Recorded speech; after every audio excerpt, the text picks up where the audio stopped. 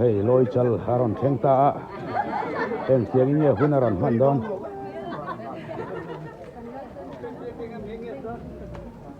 đây là con phá đâu này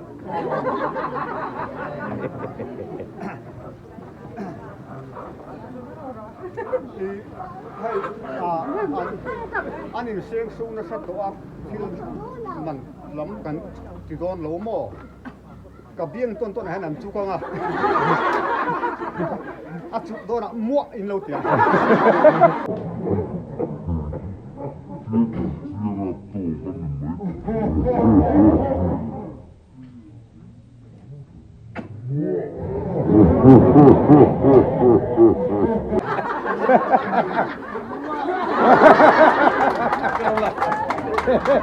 đang đây ye loi cho thiếu cu ta cho nó vắt phải em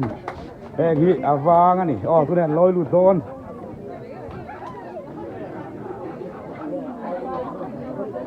sắm khóc mày vào lắm toàn rồi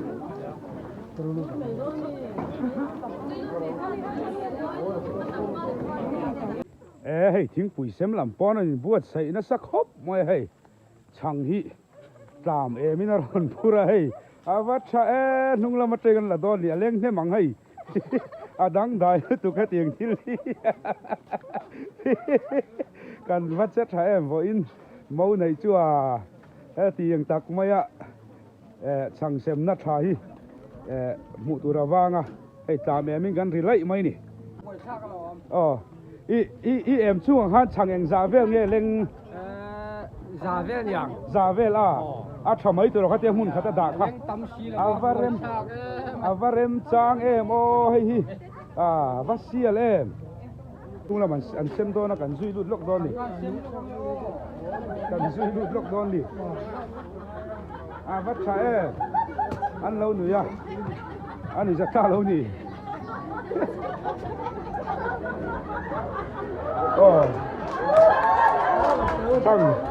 thằng cần xem mê cái tụi này anh trời bốn khóc mày cần ăn chiên à hay hi chiên chẳng xem mi có vơi khát mù na nè chả khóc mày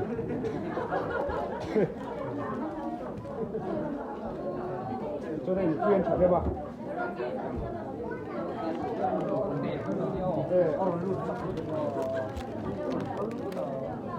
hôm giả về cái này xuân hay quý cần cỡ cho nên khóc mày